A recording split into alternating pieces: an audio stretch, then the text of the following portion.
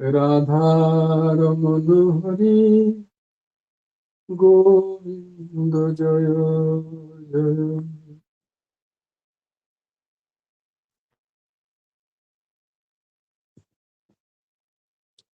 গোবিন্দ জয় জয়, গোপাল জয় জয়, রাধার মনোহরি গোবিন্দ জয় জয়। হে কৃষ্ণ গোবিন্দ হরে মুরারে, হে নাথ নারায়ণ বাসুদেব, গোবিন্দ জয় জয়, গোপাল জয় জয়, রাধার মনোহরি গোবিন্দ জয় জয়। হে কৃষ্ণ গোবিন্দ হরে মুরারে, হে নাথ নারায়ণ বাসুদেব, গোবিন্দ জয় জয়, গোপাল জয় জয়, রাধারমণ হরি গোবিন্দ জয় জয়। হে কৃষ্ণ গোবিন্দ হরে মুরারে, হে নাথ নারায়ণ বাসুদেব, গোবিন্দ জয় জয়, গোপাল জয় জয়, রাধারমণ হরি গোবিন্দ জয় জয়। হে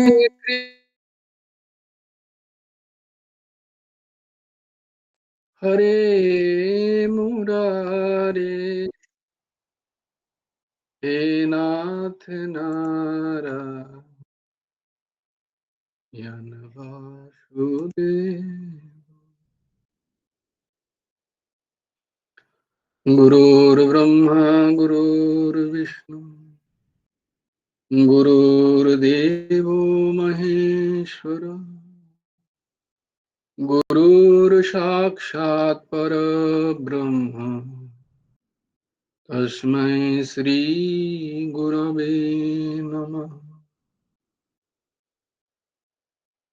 কৃষ্ণায় বাসুদেবায় হরয়ে পরমাত্মনে প্রণতক্লেশনাশায় গোবিন্দায় নমো নমঃ। কৃষ্ণায় বাসুদেবায় দেবকী নন্দনায় চ নন্দগোপকুমারায় গোবিন্দায় নমঃ। বসুদেবং সুतं দেবং কংসচাণূরমর্দনম দেবকী পরমানন্দম কৃষ্ণং বন্দে জগদ্গুরুম।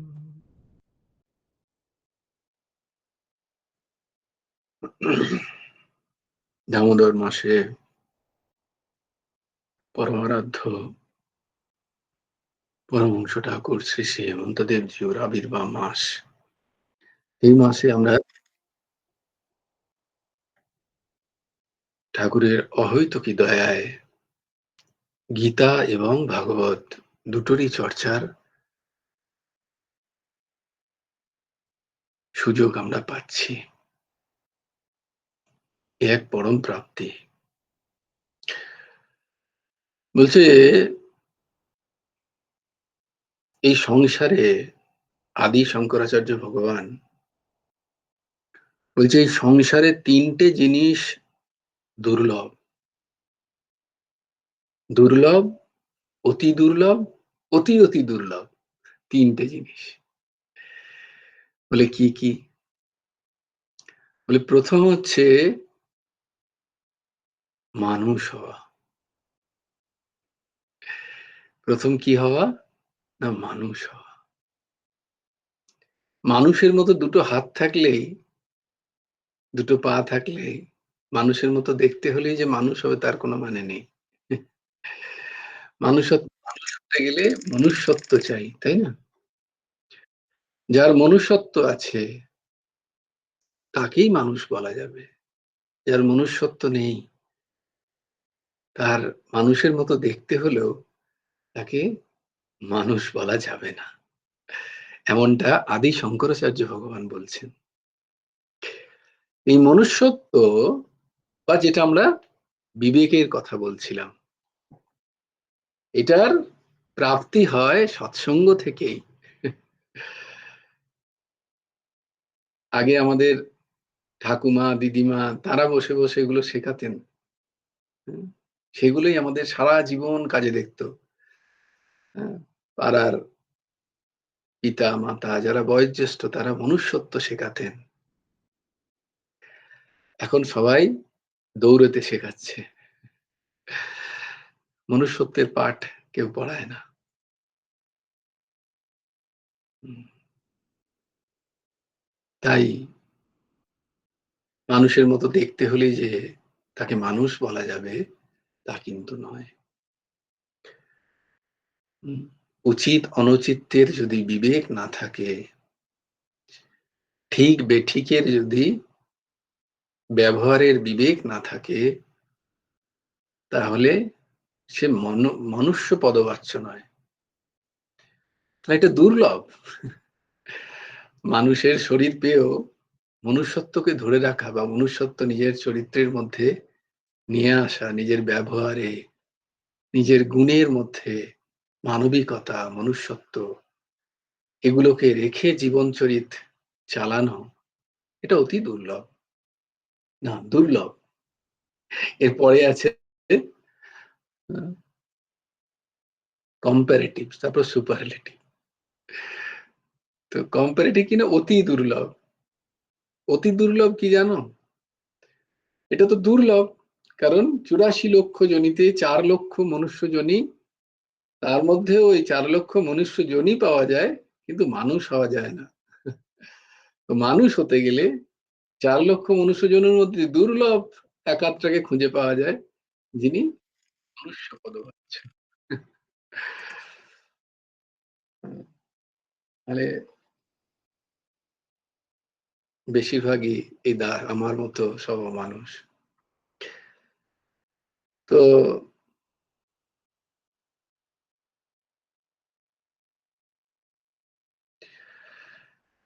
অতি দুর্লভ কি? বলছে অতি দুর্লভ হলো সেই সমস্ত যাদের মানবিকতা আছে, যাদের মনুষ্যত্ব আছে, সেই সমস্ত মানুষের মধ্যে যাদের মনুষ্য পদবাচ্য বলা যাবে, যাদের মানুষ বলা যাবে, তাদের মধ্যে থেকে যাদের মধ্যে মুমুক্ষুত্ব জাগে, হুম, এই সংসারের আসা যাওয়া থেকে বেরিয়ে যাওয়ার ইচ্ছা যাদের মধ্যে জাগে, বলে এটা অতি দুর্লভ। এক তো দুর্লভ মানুষ হওয়া, তারপরে যার প্রাণের মধ্যে, যার হৃদয়ে, চিত্তে, চেতনায়, ইচ্ছায়, স্পৃহায়, আগ্রহে জেগেছে যে অনেক তো ঘুরলাম, এরপরে আর নয়, মুক্ত হবার ইচ্ছা। আমাদের কারোর মুক্ত হবার ইচ্ছাই নেই। হ্যাঁ, আমার কথা বলছি না কিন্তু। বারবার কার কথা বলছি? হ্যাঁ, আদি শঙ্করাচার্য ভগবান তিনি বলছেন এই প্রথমে মানুষ পাওয়া কঠিন, তাই আবার সেই মানুষদের মধ্যে মুক্ত হওয়ার ইচ্ছা যাদের জেগেছে, মুমুক্ষুত্ব বলে এটাকে। আমরা কি কি দেখেছি? ৪ টে জিনিস কি কি? বৈরাগ্য, হ্যাঁ। ঠিক আছে, কোনো অসুবিধা নেই। তো তার চতুর্থ হচ্ছে মুমুক্ষুত্ব, তাই না? চতুর্থটা কি? মুমুক্ষুত্ব, মানে মুক্ত হওয়ার ইচ্ছা। মুক্ত হওয়ার ইচ্ছা। তোমরা তোমরা কেউ বাকি ঊর্ধ্বসীমা তো ঠিক আছে, এদিকে ডায়েরি দেখে অ্যাটলিস্ট বলছে, বাকি ওর কেউ তো নেই। ঠিক আছে, অর্ঘ্য বাবা হাত তুলেছে। কেন কেন তোমাদের এরকম? হ্যাঁ? এরম করো না। আমাকেও একটুখানি তোমরা মনোবল দাও, নাহলে তো আমার মনোবল হারিয়ে যাবে। তোমরা সবাই আমাকেও একটু মনোবল দাও। এগুলো কতবার বলেছি এই দাস। হুম, সেগুলো যদি তোমাদের কাছ থেকে না ফিরে পাই, তখন মনোবলহীন হয়ে যাব আমি। মানে আমি ভাববো তোমাদের দোষ নয়, এটা একেবারে বিন্দুমাত্র নয় তোমাদের দোষ। এটা আমার দোষ যে আমি তোমাদের মধ্যে সেটাকে সঞ্চার করতে পারছি না। হুম, এটা সম্পূর্ণ আমার দোষ। তাই আমি মনোবলহীন হয়ে যাব। এরকম করো না। একটু একটু লিখে রাখো, একটু একটু বলো। হ্যাঁ, মৌসুমী হাত তুলেছে আজকে অনেক। মৌসুমী বলবে, হ্যাঁ বলো কি কি? বলছি আজকে খুঁজে পেয়েছি লেখা। বিবেক, বৈরাগ্য, সৎ সম্পত্তি, মুমুক্ষুত্ব। আহা, অদ্ভুত অদ্ভুত অদ্ভুত। দেখো, এই 4টে জিনিস আমাদের প্রয়োজন, খুব প্রয়োজন। বিবেক, বৈরাগ্য, সৎ সম্পত্তি এবং মুমুক্ষুত্ব। নাহলে আধ্যাত্মিক রাস্তায় এগোনোটা শুধু বাতুলতা মাত্র, কথার কথা থেকে যাবে। যে আমি ক্লাস করি, আমি এতগুলো শ্লোক মুখস্থ করেছি, আমি এই করি, এগুলো সব কথার কথা। যদি না আমার মধ্যে বিবেক যাচ্ছে, যদি আমার মধ্যে বৈরাগ্য না জাগে, যদি আমার সৎ সম্পত্তি আমার চরিত্রের মধ্যে আস্তে আস্তে প্রকটিত হয় এবং মুমুক্ষুত্ব যদি না জাগে, তাহলে সব কিরা কারায়া স্বাহা।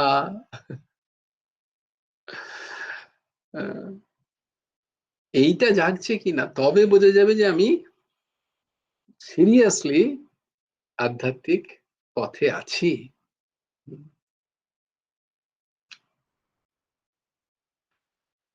তো মুমুক্ষুত্ব এই জন্য বলছেন অতি দুর্লভ কি? মুমুক্ষুত্ব।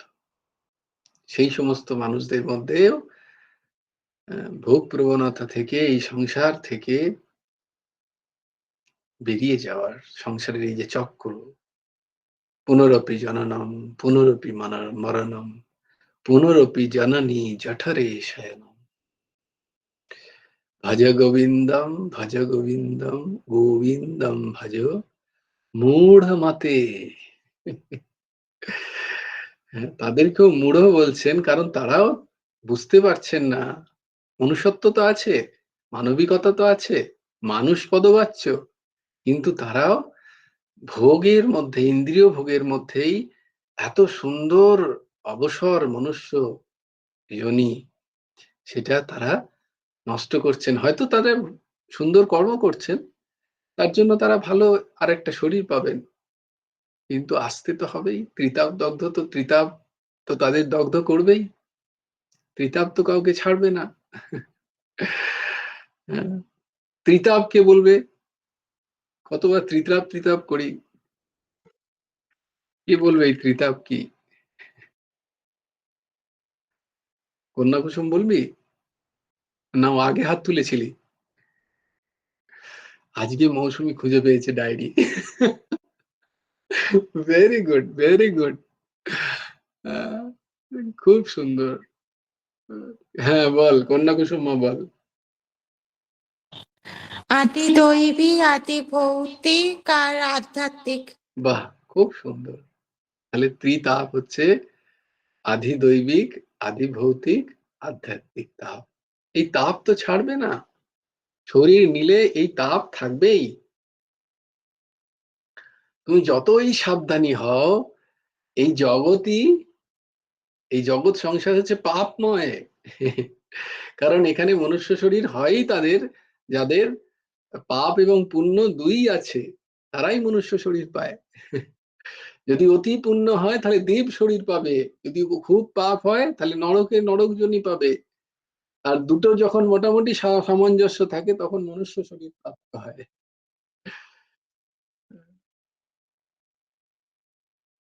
তো অতি দুর্লভ তাহলে কি বললাম? কে বলবে দুর্লভ কি বললাম? না, মানুষ হওয়া। হ্যাঁ, দুর্লভ হচ্ছে মানুষ হওয়া। হ্যাঁ, অর্ঘ্য বলো। অর্ঘ্য বলবে আমি হাত তুলছি, তুমি আমাকে একবারও বলছো না, রেগে যাবো, এরকম না খেলবো না, না। দুর্লভ হচ্ছে মনুষ্যত্ব লাভ করা। হ্যাঁ, আর তার থেকেও দুর্লভ হচ্ছে যারা মুমুক্ষু তাদের সঙ্গ পাওয়া। মানে মুমুক্ষত্ব যাদের জেগে, মানে মানে কি বলবো, যাদের মুক্ত হতে যাদের ইয়ে হচ্ছে। শঙ্করাচার্যের উপরে অ্যাড করো না নিজে। ওইটাই তো বললে। কেন না, আমি বলেছি মুমুক্ষুত্ব জাগা, মুমুক্ষুত্বের সঙ্গ পাওয়া তো বলিনি। কি মানে? তার মানে শ্রবণ হচ্ছে না ঠিক ঠিক। আমি বলেছি মুমুক্ষুত্ব যাদের মধ্যে জেগেছে, এরপরে সঙ্গ আসবে, তাই জন্য বলছি এটা অতি অতি দুর্লভ। এবার অতি অতি দুর্লভ কি? অতি অতি দুর্লভ হচ্ছে কোন ভগবত প্রাপ্ত মহাপুরুষের সঙ্গ লাভ। ভগবত প্রাপ্ত মহাপুরুষের মহাত্মার সঙ্গ লাভ, এটা বলছে অতি অতি দুর্লভ। কারণ এই সংসারে ভগবত প্রাপ্ত মহাপুরুষ, যাকে সদ্গুরু বলা হয়, সেটি প্রাপ্তি অতি অতি দুর্লভ এই কলিতে। এই তিনটের কথা শঙ্করাচার্য ভগবান বলছেন, যে মনুষ্য শরীর নিয়ে যার মধ্যে মনুষ্যত্ব জেগেছে, এমন তাকে মানুষ বলা যাবে।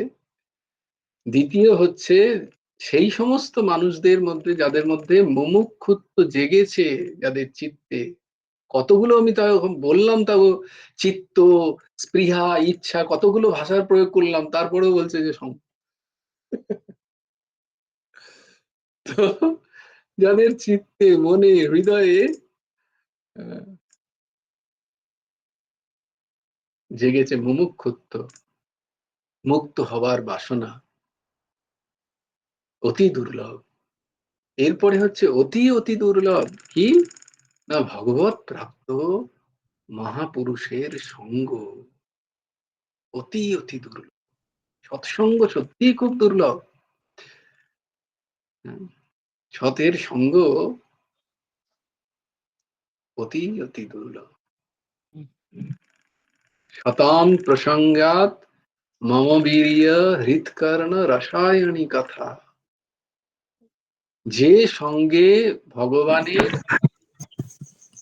কথা আলোচিত হয়, ভগবান সম্বন্ধে আলোচিত হয়, যেখানে সংসারের বিষয়ে আলোচিত হয় না, সেটাই সৎসঙ্গ। মম বীর্য হৃৎকর্ণ রসায়নী কথা। যে রসায়ন ভেতরে ঢুকলে সংসার মল দূরীভূত হয়ে যায়, সেই রসায়ন কোথা দিয়ে ঢোকে? কান দিয়ে ঢোকে। তাই যত কামনা বাসনা রূপ সর্পগুলো ভেতরে আমাদের জ্বালাচ্ছে, ছোবল মারছে, সেগুলো আস্তে আস্তে সেই বিল থেকে বেরোতে শুরু করে। যখন কানের মধ্যে দিয়ে সেই রসায়ন ঢোকে, ভাগবত কথা, ভাগবত কথা, হৃৎকর্ণ রসায়নের কথা। তো এই তিনটে জিনিস ভগবান শঙ্করাচার্য বলছেন। আমাদের জয়গুরু চেষ্টা রাধে করতে শ্যাম। হবে। হ্যাঁ দিদি বলো। বলছি যে আগে ভগবান লাভ তারপরে মুক্তি, না আগে মুক্তি তারপর ভগবান লাভ, কোনটা?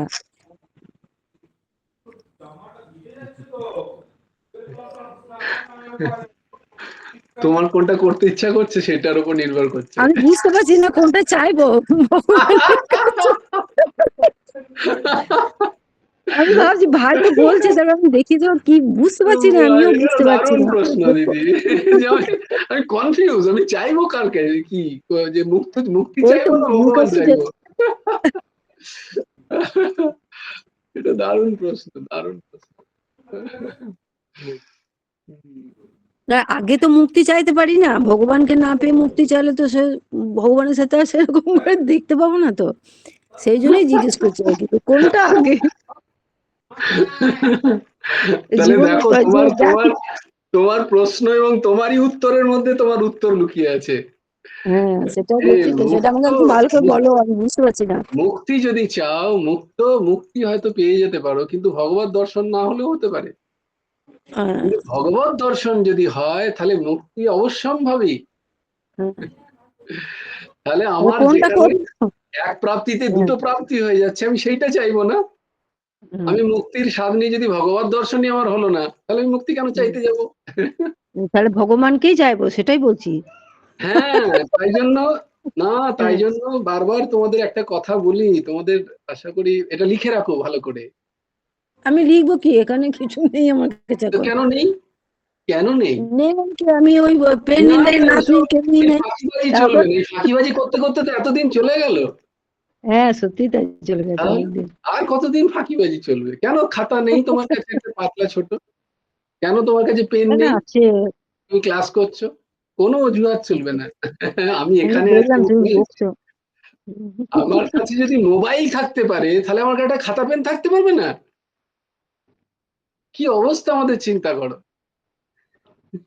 আমারও যত কাছে যদি রকমের একটা মানে ফাঁকিবাজ বলো তত স্মার্টফোন রকম। একটা কালকে দোকানে যাও, মুদিখানার দোকানে, তার দাঁড়িপাল্লার একদিকে স্মার্টফোনটা রাখো, আর একদিকে একটা হ্যাঁ, পাতলা খাতা, বলো যে আমাকে 2 টাকা 4 টাকার একটা খাতা দাও আর একটা পেন দাও। দুটো হুম, তুমি ওজন করো, যেটার হুম। ওজন বেশি হবে সেটাই কিন্তু তোমায় রেখে সেটা- দিতে হবে। শর্ত বলো মঞ্জুর? আচ্ছা, স্মার্টফোনটা যদি রেখে দেবো তাহলে তোমার কথাগুলো শুনবো কি করে, ওই আসরটা না, আমার আমার পাঠটা কথা হবে শুনে কি করে বলছে না, সৎসঙ্গ? হুম, আমার কথা লিখতে হবে। যে আমার কথা নয়, গুরুদেবের কথা এগুলো, একটাও এই দাসের কোনো কথা নেই। ব্যক্তিগত এই দাস কোনো কথা বলে না, সেই সামর্থ্যই নেই। যা লেখা আছে বইয়ে সেইটুকু তোমাদের শোনাই।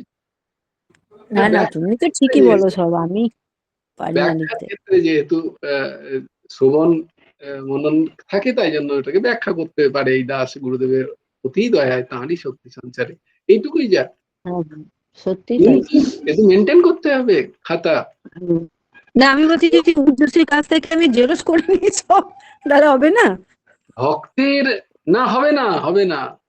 কেন, ও তো এতদিন ধরে ক্লাস করেছে, আমি তো এতদিন না, ক্লাস করতে এইটাই পারিনি। তো, এইখানেই সমস্যা। তুমি যদি বলো কালকে কাউকে একজন হুম, যে এক কাজ কর, আমি খাবারটা চিবাবো না, তুই চিবিয়ে তারপরে খাবারটা আমাকে দিয়ে, আমি খালি গিলে নেবো। সে তো না, গরুকেও বলা যাবে, গোমাতাকে ওটা আরো ভালো করবে, প্রসাদও পাওয়া যাবে। এরপরে কিন্তু অন্যরকম জায়গায় যাচ্ছ তুমি। খুব ভালো করে বোঝো আমি কি বলতে চাইছি। না না না, ঠিকই বলছো, তুমি ঠিক বলছো, কিন্তু আমার অত সময় নেই ওই লিখবো ধরে ধরে। এতদিনও সময় নেই? ওরে কিচ্ছু বাবা সময় রে। নেই, বিশ্বাস করো। বলো আমি এক অধম, তোমরা বোঝো না তো, সেই জন্য অনেক কিছু ভুলে বোঝো ফেলো না, ঠিক সময়। এই বোঝো না করতে করতে তুমি বোঝো না, আমরাই বুঝলাম না আমাদের। না এই না, করতে আমি করতে তো আমাদের বুঝি না। সময় চলে গেল।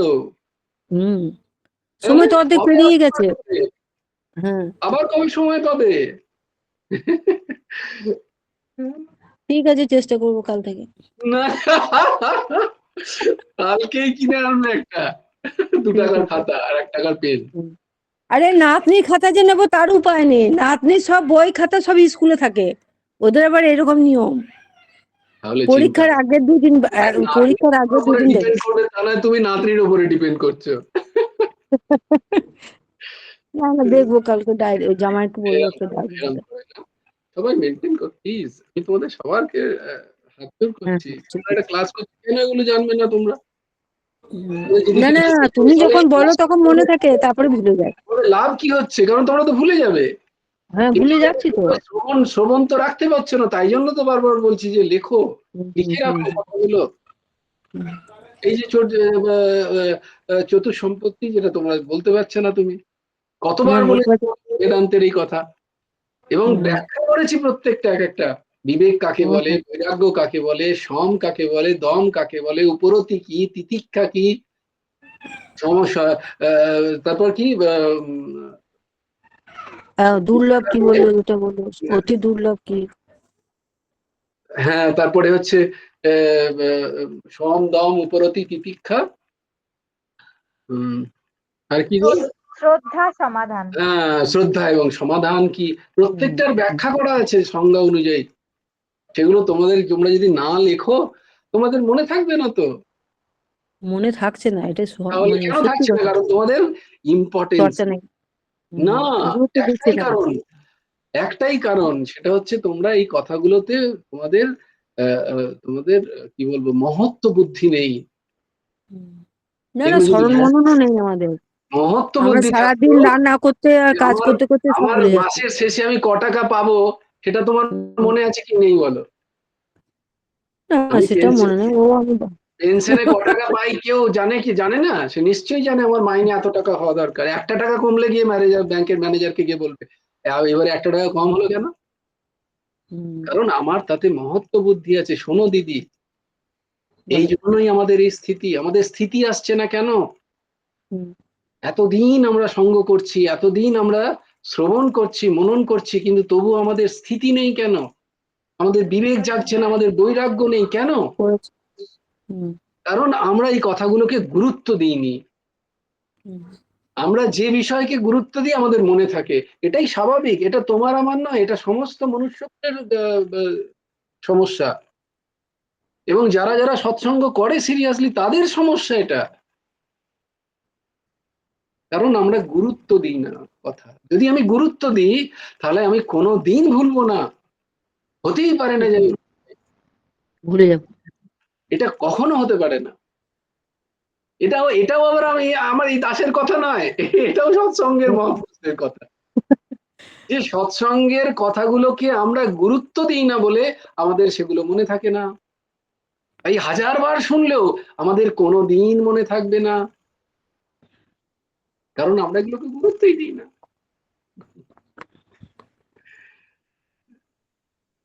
এটাই স্বাভাবিক। খুব। এটা মুখস্থ নেই। অন্তত ক্লাস, আমরা যেহেতু একটা ক্লাস করছি 2 বছর হ্যাঁ ধরে হ্যাঁ। করছি, যে কোনো সময় জিজ্ঞেস করতে পারো এই দাসকে হুম। যে ভাই কালকে যেটা বললে ওটা আরেকবার বলে দাও, বা এই ভিডিওতে থেকে যাচ্ছে। এত সুযোগ হ্যাঁ, থাকা, ওগুলো তো দেখি। এই কদিন করতে পারিনি, ওইগুলোই দেখছিলাম। সুযোগ থাকা সত্ত্বেও যদি আমরা নিজেদের আত্মিক উন্নতি না করতে সদ্ব্যবহার পারি, না করে। তাহলে এটা তো সেই আত্মহত্যার মতো হচ্ছে, তাই নয় কি? নিধেয় মাধ্যম সুলভম সুদুর্লভম প্লবম সুকল্পম গুরুকর্ণ ধারম ময়ানুকূলেন নভস্যতে ঋতম পুমান ভবাব্দিম নতরেত স আত্মহা। আশ্রমের কোথায় লেখা আছে? ওই যে বাঁ দিকে, পুরনো রান্নাঘরের বাঁ দিকের দেওয়ালটায় ভেরি বাবা গুড, যে ঘরটা বসে থাকে সেখানে। ওই একদম। নারায়ণ পড়া ফেদা ওইখানে লেখা আছে ওইটা। ওই দুটোই তো লেখা আছে, আমাদের হ্যাঁ। সেই দশা হচ্ছে দিদি, এত কিছু পেয়েও আমরা নিজেদের সব আত্মিক হারাচ্ছে। উন্নতি করছি না। ভাবছি দেখো তুমি কিসের, আমি বলছি কি, আবার বলছি তোমরা বোঝো না, আমার সময় নেই। আর কবে সময় পাবে? আর কবে সময় পাবে? যার জন্য তোমার সময় চলে যাচ্ছে সেগুলোকে ছাড়তে হবে। যেটা করতে হবে সেটা তো করতেই হবে। কারণ মনুষ্য জীবনে একমাত্র উদ্দেশ্য ভগবত ভজন, আর কোনো উদ্দেশ্য নেই। এটা তো আমরা বুঝতে আর পারি। 50-এ হুম, বারবার গুরুদেবের এই কথা, 50-এর পরেও যদি সংসার টেনে রেখেছে তোমায়, তাহলে তোমাকে, আমার কথা নয়, আমি আবার পাঠিয়ে দেবো ঠাকুরের কোট, তোমাকে কুকুরের দশা, আমি তো শুকুরের আমি তো দশা, বলছি ওই যে বাবা। এই হুম, দশাগুলোকে ভোগ করতে হবে। হুম, গুরুদেব বলেছেন, তাও 50-এর পরে।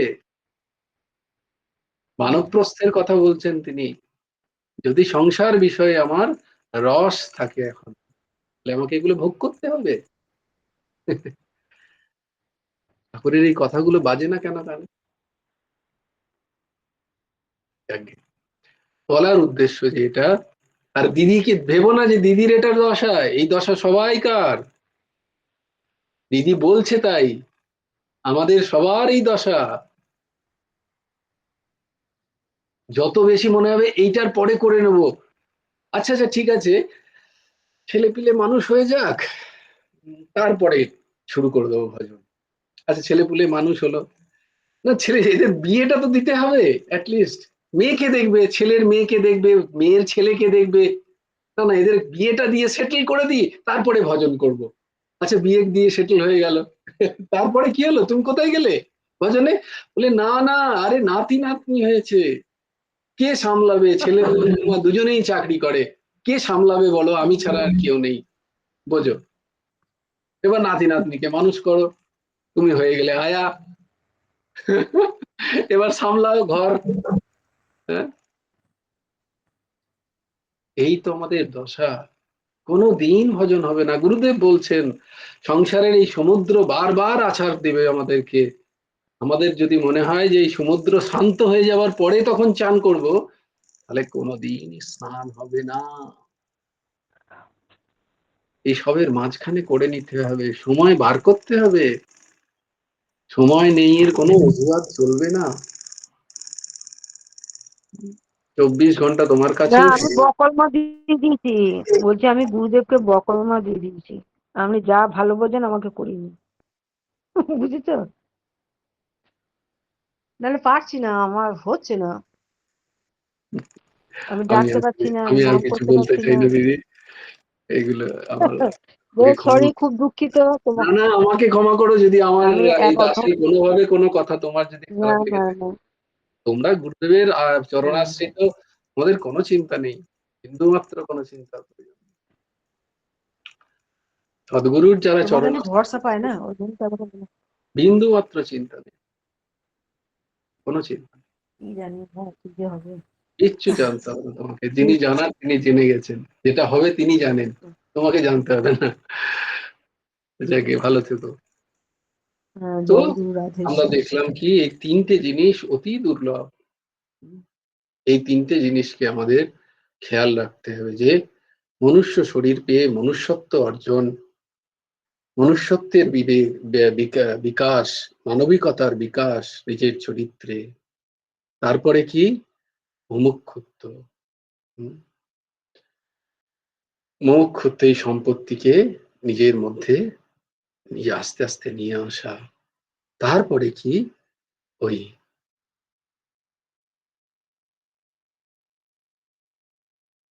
সৎসঙ্গ, শতাম প্রসঙ্গাত, সৎসঙ্গ চাই, অতি অতি দুর্লভ। সেখানে তোমরা সৎসঙ্গ করছো, এই অতি অতি দুর্লভ বস্তু তোমরা প্রাপ্ত হচ্ছ, এটাকে হেলায় হারিও না। এটাই আমার বলার উদ্দেশ্য। যেভাবেই পাচ্ছ, হয়তো হয় না যে আমি হয়তো রাস্তায় চলতে চলতে হিরে পেয়ে গেলাম, দিয়ে আমি তো জানি না এটা হিরে, আমাকে কেউ বলেনি, কোনোদিন দেখায়নি যে হিরে এরকম দেখতে হয়। তো বেশ খানিকক্ষণ নড়াচড়া করে দেখলাম, আরে এতে কি একটা পাথর চকচক করছে, কোনো ইয়ে নেই, সাদা কিরম একটা। সোনা হলে নয় নিয়ে যেতাম ঘরে, রূপো হলেও নিয়ে যেতাম, পাথর এটাকে ফালতু বলে ছুঁড়ে ফেলে দিলাম জঙ্গলে। সেখানে হয়তো অনেক রঙিন রঙিন পাথর আছে চারিদিকে পড়ে, সেগুলো ভালো লাগলো, সেগুলো কুড়িয়ে রাখলাম, হিরেটা ফেলে দিলাম। তো সৎসঙ্গ হচ্ছে, সৎসঙ্গকে হিরে কেন বলি, সৎসঙ্গ হচ্ছে সাক্ষাৎ পরশ পাথর। এই পরশ পাথর দেখলে সেই চিনতে পারবে যে পরশ পাথরের যার জ্ঞান আছে, যার জ্ঞান নেই সে তো ছুঁড়ে ফেলে দেবে। পরশ পাথর পেয়েও সে হারাবে। সৎসঙ্গ সেইটা, সৎসঙ্গের প্রতি সেই গুরুত্ব আমাদের থাকা দরকার প্রত্যেকের হৃদয়ে। সৎসঙ্গ অতি প্রয়োজন। বাকি যা যা করছো, জপ তপ সাধনা কর্ম জ্ঞানের চর্চা, সবের পরে শতাম প্রসঙ্গা, যেখানে মম বীর্য রসায়নী কথা, ভগবানের কথার আলোচনা হচ্ছে। সমস্যা হলে এক তো চোখ বন্ধ করে না এই পুস্তককে ঢুকে যেতে হয়, আর নাহলে কখনো কখনো মনে হয় যে এই দাস যেটা শ্রবণ করলো সেটা একটু তোমাদের বলি, করতে গিয়ে আমার সময় চলে যাচ্ছে, ছুঁয়ে চলে গেল। দেখো, তো আমরা এটা তো আগেও পড়েছি, ক্রমনিগ্রহী মন জয়ের উপায়। শ্রী ভগবান অর্জুনকে বললেন, শ্রী ভগবানকে অর্জুন জিজ্ঞেস করছেন কোনটা না, চঞ্চলম হি মনঃ কৃষ্ণ প্রমাথি বলবদৃঢ়ম তস্যাহম নিগ্রহম মন্যে বায়ুরিব সুদুষ্করম। 6 অধ্যায়ের 34 নম্বর শ্লোক। কৃষ্ণ শব্দের অর্থ যিনি ভক্তের পাপ কর্ষণ করেন, অথবা যিনি অত্যন্ত দুষ্প্রাপ্য মোক্ষ আকর্ষণ করে ভক্তগণকে প্রদান করেন, তিনি কৃষ্ণ।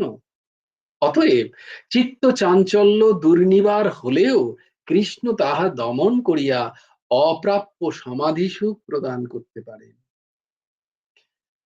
কিন্তু প্রশ্ন হচ্ছে, আমার নেওয়ার ইচ্ছা তো থাকতে হবে। তিনি সর্বসমর্থ, আমার নেওয়ার ইচ্ছা তো থাকতে হবে। অর্জুনের অভিপ্রায় মন অত্যন্ত চঞ্চল, এটি অতি প্রসিদ্ধ। মন যে কেবল চঞ্চল তাই নয়, পরন্তু সেই মন আবার ইন্দ্রিয়গণের ক্ষোভ জন্মাইয়া থাকে, তাহাকে অভিপ্রেত বিষয় থেকে কোন রূপেও বিচলিত করা যায় না। এইটা একটা মনের দারুণ জিনিস, মন যেটাকে ধরে সেটাকে ছাড়ে না। তো এটা একটা মনের যেমন নেগেটিভ দিক, তেমনি একটা সব থেকে পজিটিভ দিক। হ্যাঁ, ঋণাত্মক দিক যেমন যে সংসারের বস্তুগুলোকেও মন ধরে রেখেছে, সেগুলো ছাড়তে চায় না, কিন্তু এই মনকেই যদি তুমি একবার সৎসঙ্গের প্রতি তাকে মন লাগিয়ে দাও, শতাম প্রসঙ্গাতে তোমার যদি মন লেগে যায়, তাহলে মন আর সেটাও ছাড়ে না। মন সেটা না পেলে মনে হয় ছটফট করে। ওই জন্য বললাম না যে একজনকে বলেছিলাম যে একটু একটু করো, সে তখন বলল যে সে তখন বলল, তার কথা শুনে সত্যিই আমার চোখ দিয়ে জল চলে এসেছিল, যে তুমি তো বলেছিলে এটা সবসময় করতে, যখন হয় না তখন মনে হয় যেন কিছু একটা হচ্ছে না। এই হচ্ছে মন লেগে যাওয়া, ভিতর থেকে মন লেগে গেছে একবার ওখানে, তাই জন্য ওটা যখনই না হচ্ছে মন আকুলি বিকলি করছে, এই কিছু একটা হচ্ছে না, কিছু একটা হচ্ছে না, কিছু একটা ফাঁকা থেকে যাচ্ছে। দেখো এই মন, ওই একই মন লেগে গেছে কোথায়। ব্যাস, আর কোনো চিন্তা নেই তার উদ্ধারের। যার ভগবত কথায় ভগবত নামে যার মনের এরকম আকুলি বিকলি তৈরি হয়েছে একবার, এই যেমন তোমাদের মধ্যে, হ্যাঁ, একদিন না হলে মনে হয় যেন অনেক দিন হলো না, এ কেন হয়নি, এই যে মনের আকুলি, সৎসঙ্গের জন্য টান মনের ভেতরের, এ এক চরম জিনিস। দেখো মনকে ওইটা ধরিয়ে দিয়েছে, মন কি সুন্দর ধরে নিয়েছে। তো মন এরকম, সেইরূপ অতি চঞ্চল ইন্দ্রিয় ক্ষোভক মনকে বৃত্তিশূন্য অবস্থায় অবস্থান করানো অতি দুষ্কর। যদিও স্বাভাবিক চিত্ত পরিণাম যোগ দ্বারা কোন রূপে অভিভূত করা যায়, তথাপি তত্ত্বজ্ঞান দ্বারা যেমন প্রারব্ধ কর্মফল নিবারিত হয় না, সেইরূপ যোগ দ্বারাও এই মনের নিগ্রহ অসম্ভব।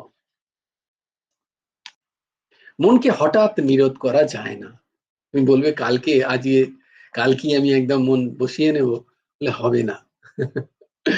এটা সম্ভব নয়, কারণ মনের অধিষ্ঠান হৃদয় নিরুদ্ধ হয় না অত তাড়াতাড়ি। ক্রমনিগ্রহের দ্বারাই মনকে জয় করা উচিত। কি করা উচিত না, ধীরে ধীরে ধীরে ধীরে আস্তে আস্তে। মনের ক্রমনিগ্রহে প্রথম উপায় হচ্ছে আধ্যাত্ম বিদ্যা প্রাপ্তির দ্বারা বাসনা ত্যাগ করে বৈরাগ্য অবলম্বন করতে হয়।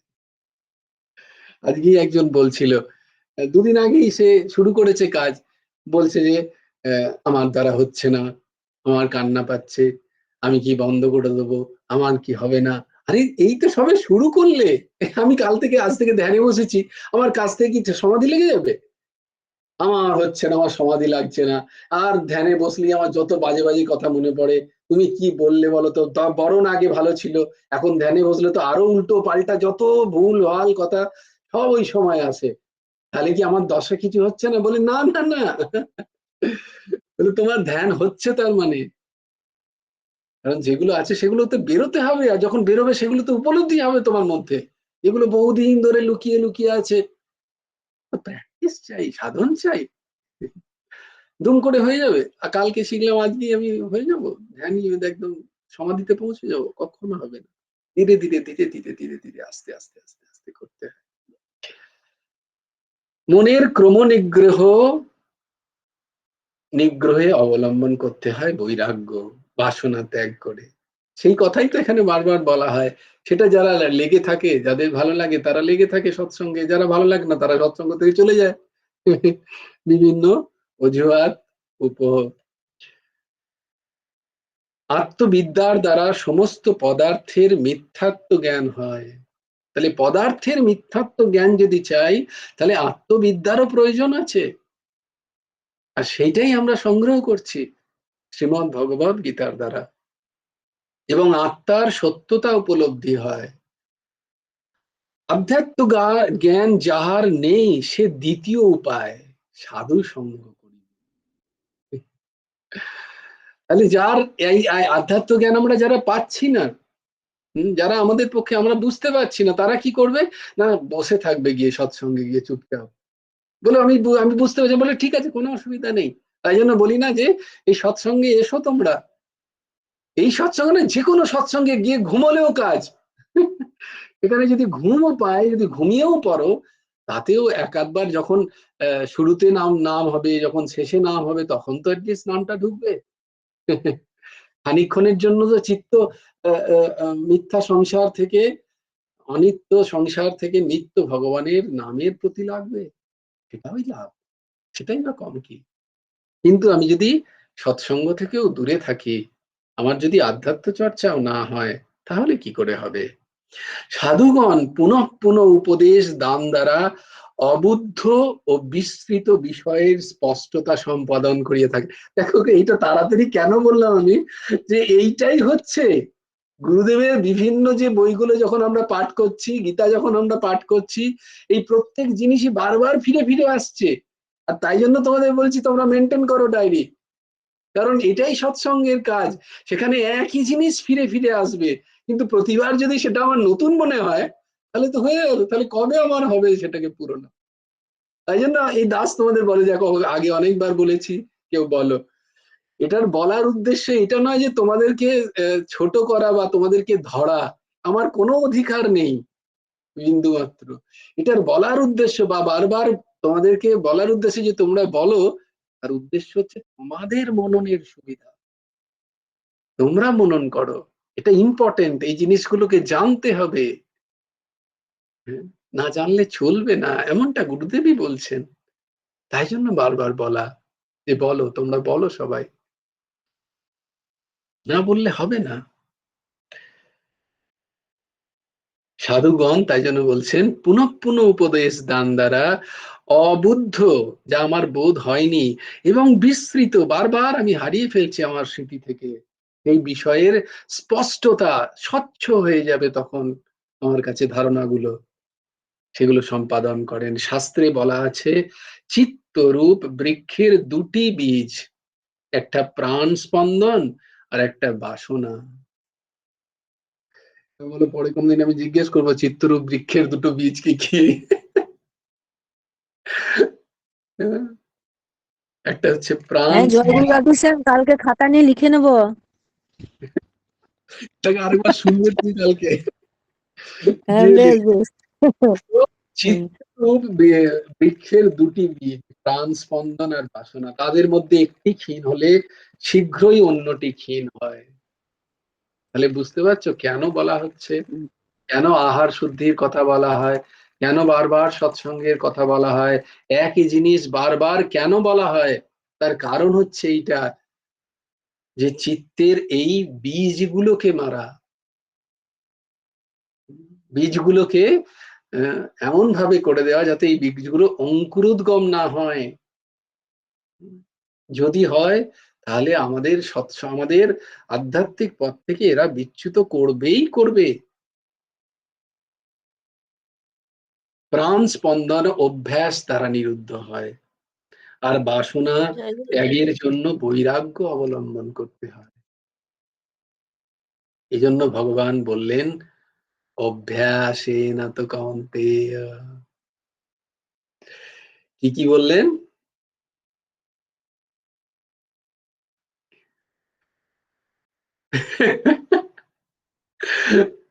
না, স্বাভাবিক স্বাভাবিক, ঠিক আছে, কোই বাত নেই। অসংশায়ম মহাবাহো মনো দুর্নিগ্রহম চলম অভ্যাসেন তো কৌন্তেয় বৈরাগ্যেন চ গৃহ্যতে। এগুলো মুখস্থ করার জন্য নয়, এগুলো হৃদয়ঙ্গম করার জন্য শ্লোকগুলো দেওয়া হয়েছে। মিতাদি জিজ্ঞেস করছিল, আজকে জয়েন করেনি দিদি, যে এই শ্লোকগুলোই তুমি কেন পছন্দ করলে, কি ব্যাপার আছে? বলছে আমি হাত ওঠাতে পারিনি বলে আমি জিজ্ঞেস করিনি।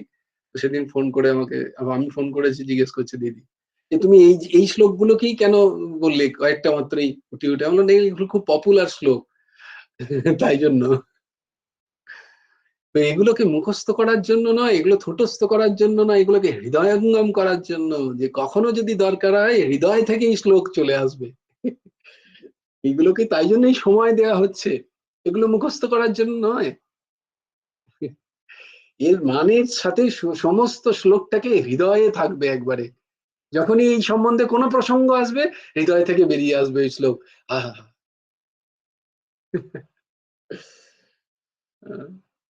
অভ্যাসেন তো কৌন্তেয় বৈরাগ্যেন।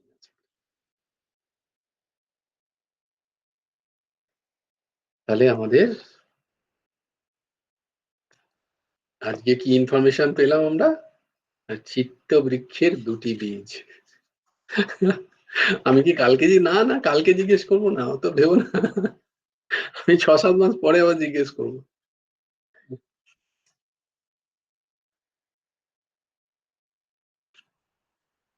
জয়গুরু রাধেশ্যাম। হ্যাঁ দিদি বলো। বাসনা বললেন, আর একটা কি বললে ভাই? বুঝতে পারলাম না, লিখতে এবার একটু সিরিয়াস হচ্ছে, বলে না আবার যদি পরে জিজ্ঞেস করে। প্রাণ স্পন্দন এবং বাসনা, প্রাণ স্পন্দন এবং বাসনা।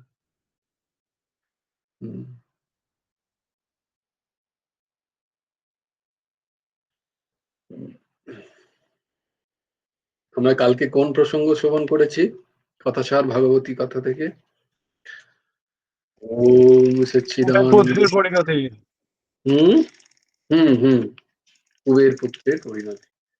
ওম সচ্চিদানন্দ রূপায় গুরাবে বুদ্ধি সাক্ষিণে শ্রীয়মন্তায় বরিষ্ঠায় নমো ক্লিষ্ট কর্মণে। ওম সচ্চিদানন্দ রূপায় কৃষ্ণায় ক্লিষ্ট কর্মণে নমো বেদান্ত বেদ্যায় গুরবে বুদ্ধি সাক্ষিণে। জয়তি পরশরসূনো সত্যবতী হৃদয়ানন্দন ব্যাস यस्य कमलगलितं वाङ्मयमृतं जगत्शिवोति। यः स्वानुभवमखिलश्रुतिसारमेकम् अध्यात्मदीपम् अतितितीर्षतां तमोहन्दम् संसारिणां करुणाय पुराणगुह्यं तं व्यासशृणुमुपयामि गुरुं मुनीनाम्। আজকে আমরা শ্রবণ করব গোপীদের ক্রীড়ার পুতুল গোপাল। শ্রী গোপালের মাধুর্য ভাবের তুলনা নেই। আহা, মাধুর্য ভাব হচ্ছে বৃন্দাবনে গোপালের লীলা। বালক রূপী ভগবান কৃষ্ণ কখনো গোপীদের করতালির দ্বারা উৎসাহিত হয়ে নৃত্য করেন, আবার কখনো বাহুবা বাহুবা বলায় নৃত্য করেন। গোপাল একবার নাচতো বাবা বলার অপেক্ষা, কেউ যেন যদি বলে একবার গোপাল একটু নেচে দেখাতো বাবা, ব্যাস গোপাল সঙ্গে সঙ্গে নাচতে শুরু করলো, গোপাল সঙ্গে সঙ্গে নৃত্য জুড়ে দেয়। একবার গান করতো বাবা বললেই অমনি গোপাল করে গান করতে শুরু করে দেয়। কখনো কেউ যদি বলে তোমায় নাড়ু দিব, একবার ধুলায় গড়াগড়ি খেয়ে দেখাও তো বাবা, নাড়ুর লোভে গোপাল তৎক্ষণাৎ ধুলায় গড়াগড়ি দেয়। আবার কখনো গোপীরা বলে বাছা গোপাল তোমার পিতার পাদুকা খড়মটা একটু নিয়ে এসো তো বাবা। গোপাল তৎক্ষণাৎ অতি কষ্টে নন্দ বাবার বৃহৎ কাষ্ঠ পাদুকা বক্ষে বহন করে নিয়ে আসে। গোপীদের স্নেহে এইভাবে গোপাল পুত্তলিকার মতো, পুতুলের ন্যায় গোপীদের আজ্ঞানুবর্তী হয়। কারণ কি? ভক্তাধীন ভগবান। ভগবান ভক্তের অধীন। গোপাল কখনো জলাশয়ে গিয়ে নিজের প্রতিধ্বনি শ্রবণ করে, কখনো বা কোকিলের শব্দের অনুকরণ করে, কখনো বানরদের পিছু পিছু দৌড়ায়, কখনো ময়ূরের নৃত্য ভাঙিয়ে দেয়। এইভাবে গোপাল বাল্যলীলা করে সকল গোপীর আনন্দ বর্ধন করে। গোপাল গোপীদের ক্রীড়ার পুতুল। একদিন এক ফল বিক্রেতা মাথায় এক ঝুড়ি ফল নিয়ে ফল লইবে গো, ফল লইবে বলে দাঁড়ে দাঁড়ে হাঁক দেয়। গোপালকে মা যশোদা চোখে চোখে রেখেছেন, বাড়ির বাইরে একদমই তিনি যেতে দেবেন না। কারণ গোপাল বাড়ির বাইরে হলেই কিছু না কিছু উৎপাত ঘটাবেই। এদিকে ফলওয়ালির ডাক গোপালকে হাতছানি দেয়। ওই ডাক শুনে গোপাল ধীরে ধীরে বাড়ির দ্বারে এসে উপস্থিত হয় এবং সেই ফলওয়ালিকে বলে, ফল দাও মা গো, আমাকে ফল দাও। ফলওয়ালি বলে, শুধু হাতে ফল লইবে কি? শুধু হাতে কি ফল পাওয়া যায়? ফল লইতে জানো আর দাম দিতে জানো না।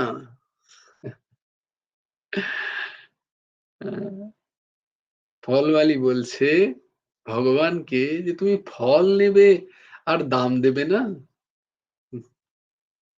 গোপাল আর কি করে? সে বলিল, আমাকে সবাই ভালোবাসে, আমাকে সবাই সব কিছু দেয়, কিন্তু তাহার বিনিময়ে তোমার মতো কেউ তো মূল্য চায় না। তার বিনিময়ে তোমার মতো তো কেউ মূল্য চায় না।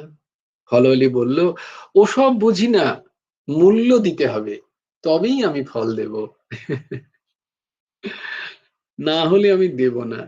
যেমন আমরা ভগবানকে একটুখানি সময় দিই, একটু ফল দেওয়ার জন্য ভগবানের কাছ থেকে হাজার হাজার জিনিস চাই। বলি মুখে যে সব ভগবানকে ছেড়ে দিয়েছি, অথচ না, কিচ্ছু ছাড়িনি, দিয়ে একটুখানি চাই অনেক মনের মধ্যে। তখন গোপাল বলল, ধানের বিনিময়ে ফল দেবে?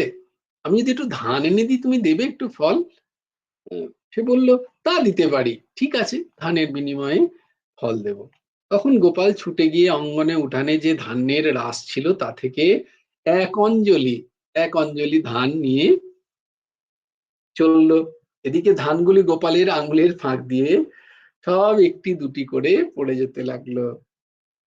তাতে মনে হলো যেন ধান্য লক্ষ্মী প্রাণ গোবিন্দকে বলছে, প্রভু আমাকে অন্য হস্তে হস্তে দিয়ে দিও না প্রভু।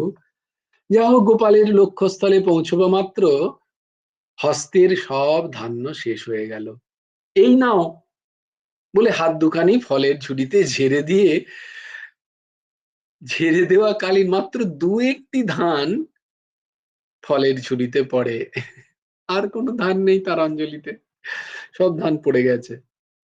এই দেখে ফলওয়ালি বলল, কই, এই বুঝি দাম হলো? এইটুকু মাত্র দাম? তখন গোপাল মুখটি ছোট করে দাঁড়িয়ে দাঁড়িয়ে থাকে। ভাব তো এত এত জাগছে, কিন্তু কি করে বলি 22:58 বাজছে। এগুলো সব প্রতীকী, এতে যে কত ভাব লুকিয়ে আছে, কত ভক্তের সাথে ভগবানের চরিত্রের ভাব। ঠাকুর যদি কখনো সুযোগ দেয়, তো এরকম নিরন্তর কথা যদি চলতে থাকে, তবেই ভাব সমগ্র সব আমাদের কাছে পরিবেশন করা যেতে পারে। তো আমাদেরও তাই, আমাদের ভগবান হয়তো একটু একটু সৎসঙ্গ দিলেন কৃপা করে, আর আমরা ভাবি এই একটু খালি সৎসঙ্গ, এটা তো কি হলো, তাহলে কিছুই তো পেলাম না। হয়তো আমরা আশ্রমে যেতে পেরেছি, সেটা ভগবানের কৃপা ভাবিনি, গুরুদেবের কৃপা ভাবিনি, হ্যাঁ, এটা যে গুরুদেবের অশেষ দয়ায় সেখানে আমরা যেতে পেরেছি, তার বোধ নেই আমার। আমি ভেবেছি আমি কষ্ট করে পয়সা খরচা করে বাসে চেপে ট্রামে চেপে আশ্রমে গেছি, আমাকে সবাই সেখানে এসো গো, বসো গো, খাও গো, এই করুক। হরি বল, হরি বল। ये है हमारा दशा। হরি বল। কোন মন্দিরে যখন কখনো যাবে, কোন ধর্মস্থানে কখনো যাবে, কোন পুণ্যস্থানে কখনো যাবে, জানবে সেখানকার অধিষ্ঠাত্রী যিনি, তার অতি দয়া, অতি অহৈতুকী দয়া তোমার প্রতি হয়েছে, তাই তুমি সেখানে পৌঁছতে পেরেছো। তোমার পুরুষকারের বিন্দুমাত্র কোনো দাম নেই। যদি পুরুষকার দিয়ে জীব পৌঁছতে পারতো, তাহলে কোটি কোটি মানুষ চলে যেত সেখানে, কিন্তু না, পুণ্যক্ষেত্রে ভগবৎ কৃপাতেই পৌঁছানো সম্ভব হয়। এই দীনতা রাখা দরকার, এই বিবেক থাকা দরকার। তবে গিয়ে সেখানে আত্মতুষ্টির ইচ্ছা হয় না, সেখানে গিয়ে সেবার ইচ্ছা হয়। সেখানে গিয়ে সেবা করতে ইচ্ছা হয়। তাই খুব সাবধান, কখনো যদি কখনো মন্দিরে যাও, চেষ্টা করবে বিবেক রাখার। যে আহা প্রভু, যিনি যিনি সেখানে যে ইষ্ট আছেন, তাকে বারবার প্রণাম করে জানবে প্রভু আপনার মা থাকেন, রাধা কৃষ্ণ থাকেন, সর্বেশ্বর থাকেন, গুরুদেবের আশ্রমে যে আশ্রমে যাও, তার কৃপা এই বোধে যাবে। তবেই তো, না হলে কি ওই যে ফলওয়ালির ধানের মতো অবস্থা হবে। ফলওয়ালি তো ধান দেখছে তখন, সে তো জানে না যে এই ধানই সোনা হয়ে যাবে এক সময়, তার সেটা বোঝার ক্ষমতা নেই। আমাদেরও তাই দশা, আমাদের এই চর্মচক্ষে আমাদের বোঝার ক্ষমতা নেই যে আমরা যেখানে যাচ্ছি সেখানকার সেটা গেলে আমাদের কত উপকার। এই যে দাস বারবার বলে যে তোমরা সুযোগ যদি পাও কখনো কোথাও কোনোভাবে, সাক্ষাৎ প্রকট বৃন্দাবন, শ্রীরামচন্দ্রপুর ধাম, ইউপিতে বৃন্দাবন আছে, তার বিশাল মাহাত্ম্য, আমি বিন্দুমাত্র সে মাহাত্ম্যকে ছোট করছি না, কিন্তু সেখানে গেলে বৃন্দাবনের দর্শন হলেও হতে পারে, নাও হলেও হতে পারে, সেই চোখ চাই। কিন্তু সাক্ষাৎ গোলক বৃন্দাবন শ্রীরামচন্দ্রপুর ধামে যদি কেউ পৌঁছে যায়, তাহলে সে তার দর্শন হোক বা না হোক, তার কল্যাণ অবশ্যম্ভাবী। এ মানলো,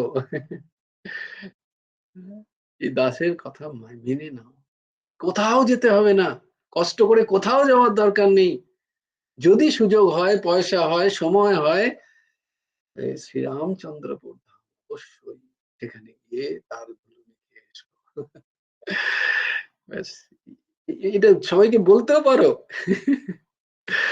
যদি এই দাসের প্রতি সামান্য বিশ্বাস থাকে,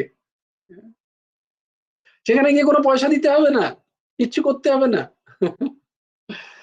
কিচ্ছু করতে হবে না সেখানে। যে না বলছে মানে গিয়ে তোমরা কিছু না কিছু সেখানে দেবে, আশ্রমের প্রচার করছে, না না না না, বিন্দু মাত্র এই কথা ভেবো না, সম্পূর্ণ তোমার, সম্পূর্ণ তোমার উদ্ধারের। সেখানে গিয়ে দুদণ্ড বসে সেখানকার ধুলো মাথায় নিয়ে এসো, ব্যাস। ক্যা বলুন। নিম্ব তীর্থ অকল্মষম দেখো পাঠিয়েছে ভর্গ বাবা। ততক্ষণ পর্যন্ত যত পাপ হয়েছে, ওই তীর্থে গেলে সমস্ত পাপ ধূলিধূসরিত হয়ে যায়। কোনো সাধনের প্রয়োজন নেই, শুদ্ধ ওই আশ্রমে গিয়ে একবারটি বসা। তাই তোমরা সবাই চেষ্টা করো অবশ্যই। আর যখন নিয়ে যাবে, যখন গেটের মধ্যে দিয়ে হবে, এই দাসের তো একেবারেই কিছুই নেই, আমি তো সবাইকে বলে খেলা, আমার দ্বারা তো হবে না, আমার সেই স্বীকৃতি নেই,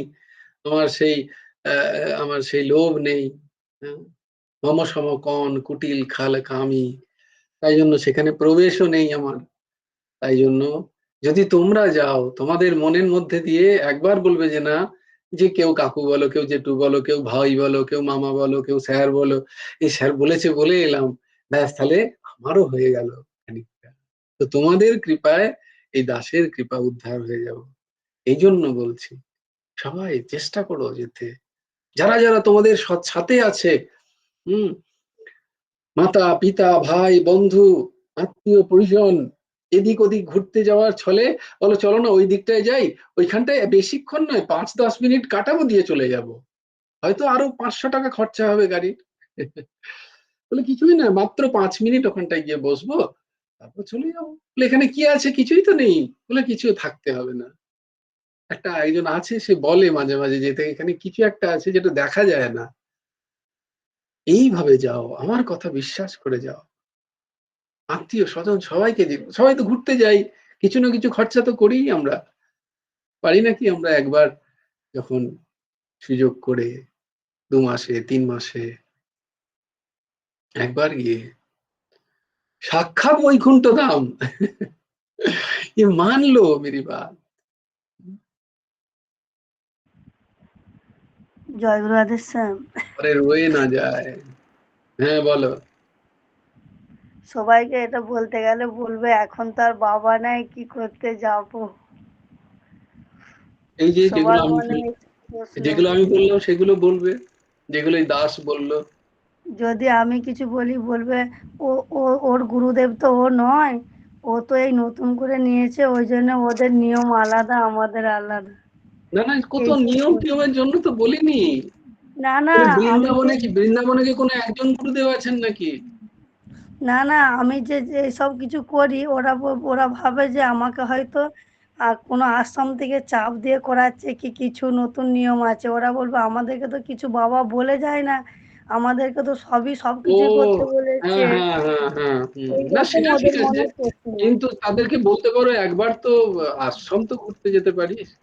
এরকম বলে একজন, আমি ক্লাস করি তার জন্য, তিনি খুব বলেন, এরকম বলতে পারো, সেখানে গুরুদেবের অনুপরমাণু আছে, সেইটা তো নিয়ে আসতে পারো, এরকম তাদের ভাবে বলতে। তাদের প্রশ্নটা তারা ভাবে যে আমি হয়তো শেষে নিয়েছি তো মহারাজের কাছ থেকে পেয়েছি গুরুদেবের দিক দিয়ে, তার হ্যাঁ, জন্যই ভাবে যে হয়তো ওকে আলাদাভাবে কিছু দিয়েছে, ওরা আলাদা ওইটাই ভাবে যে সব কিছু ওই রকম করছে মানে তাহলে ওইটা সম্পূর্ণ আলাদা। আমি বলবি না না, কোনো আলাদা নয়, সব কিছু এক, গুরুদেব যে আছে সেই থাকবে, সারা জীবন থাকবেন যতদিন। সব কিছু বলি যেগুলো এগুলো শুনে আসে, ওরা ওটা বিশ্বাস করতে চায় না, ওরা ভাবে যে আলাদাই কিছু। সবাইকে বলে বলে নিয়ে জানার চেষ্টা করি যে একবারটি চলো সবাই মিলে। হ্যাঁ, তুমি বলবে, তোমার বলার উদ্দেশ্য তুমি বলবে, তোমার যাওয়ার উদ্দেশ্য তুমি নিজে যাবে, তোমার বলার উদ্দেশ্য তুমি বলবে, এবার কে গেল না গেল সেটা তো গুরু কৃপায় নির্ভর করে। হ্যাঁ, দিয়ে আমাকে বলবে যে এত ঘন ঘন যায়, ও হচ্ছে ও এটা বিশ্বাস করে তাই যায়।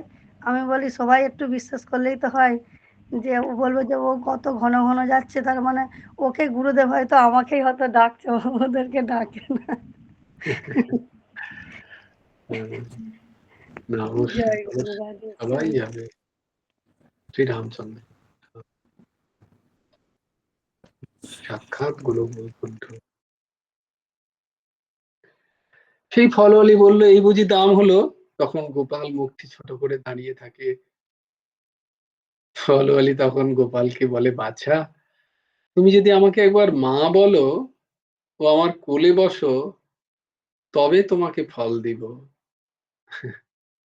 আমরাও যখন ফল পাই অনায়াসে, সৎসঙ্গ অনায়াসে, হুম, তখন যখন আমরা সেটাকে স্বীকার করি না, তখন গুরুদেব একটু কাঁচুমিচু হয়ে ওরম ভাবে দাঁড়িয়ে থাকেন। আমি এত দিচ্ছি তবুও নেই, তবুও মনে হচ্ছে না নেই, দিচ্ছি আমি এত কিছু। সেদিনই একজন মা বললেন, তুমি তো একা আছো। আমি, কে বললাম আমি একা আছি? তারপরে সুতরে বললাম, না না তাই তো। বলতে নেই, গুরুদেবের কত কষ্ট হবে তার হৃদয়ে, তিনি নিরন্তর আছেন, আমি আমার সাথে নেই হতে পারে, কিন্তু গুরুদেব আমার সাথে নেই, এটা কখনো সম্ভব নয়, এক্ষণের জন্য সম্ভব নয়। তিনি সর্বক্ষণ সর্বদা সমস্ত রূপে তিনি আমার সাথে আছেন। আমি হয়তো আমার সাথে না থাকতে পারি মাঝে মাঝে, কিন্তু গুরুদেব তার শিষ্যকে কখনো ত্যাগ করেন না, এক ক্ষণের জন্য নয়। এই বিশ্বাস কর, এটাই সত্যি।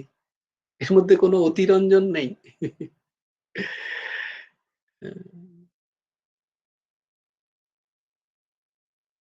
আর তাকে যদি আমরা বলি আমি একা, তাহলে কত খারাপ লাগে। সেই বৃন্দাবনের সেই মায়ের মতো, এই তোরা তো আর আমাকে দেখিস না। গোপাল তার কত সেবা করছে। তার যখনই কেউ একজন ওই শরীরের সম্পর্কে কেউ এসছে, যে বলছে এই তোরা তো আর আমাকে ভুলেই গেছিস, আমার তো আর কেউ নেই, ব্যাস পরের দিন থেকে আর গোপাল নেই। গোপালের খারাপ লেগেছে খুব, যে আমি এত করলাম। গোপাল তৎক্ষণাৎ ওই নিম্ন শ্রেণীর ফলওয়ালিকে মা বলে তার গলায় জড়িয়ে ধরে কোলে বসে পড়ল। ধন্য ফলওয়ালি তুমি, আজ কাকে কোলে করলে? তুমি কাকে কোলে করেছো? গুরুদেব লিখছেন কি সুন্দর, আজ কাকে কোলে করিলে গো? কেই বা আজ তোমায় মা বলে ডাকিল গো? কেন গুরুদেব, মানে গুরুদেব যখন এটা লিখছেন মনে হচ্ছে তার ভেতর থেকে বাৎসল্য রস যেন একদম, মানে এই গো থেকে মনে পড়ছে। গোটা যখন তিনি বলছেন, মানে মনে হচ্ছে যেন তিনি হাও হাও করে কাঁদছেন ভেতরে। তুমি কাকে কোলে করলে গো? মানে যেন ঠাকুর নিজে কোলে করছেন। চরম বাৎসল্য রসে যেন হাবুডুবু খেয়ে তিনি গোপালকে কোলে করছেন। ফলওয়ালির বাৎসল্য রসে অভিভূত হয়ে গোপালের দুই হস্ত ফলে ভরিয়া দিল। তাই ভাগবত বলেন, কৃণিহি ভো ফলানীতি শ্রুত্বা সত্বরম অচ্যুতঃ ফলার্থী ধান্যম আদায়ু ইয়ায়ু সর্বফলপ্রদঃ। জগৎকে যে ভগবান সবকিছুর ফল প্রদান করেন, তিনি আজ ধান্য লইয়া ফল আনিবার জন্য যাচ্ছেন। যা হোক, গোপাল এখন ঘরে ফিরল। এই যে এই যা হোকটা যখনই তিনি বললেন, সংবরণ করে নিলেন। বোঝাতে পারছি তোমাদেরকে? ঠাকুর উদ্বেল হয়ে গেছিলেন বাৎসল্য রসে। এই যা হোক বলে নিজেকে সংবরণ করে নিলেন এখানটা, আবার প্রাকৃত স্তরে ফিরে এলেন। যা হোক।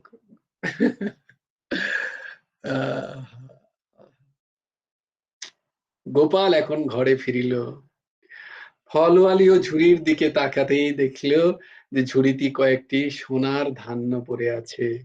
এখন গোপাল গৃহে যেতেই মা যশোদা গোপালকে বলেন, গোপাল, এখন ধান্য রাশির মধ্যে ধান্য এত কম দেখছি কেন?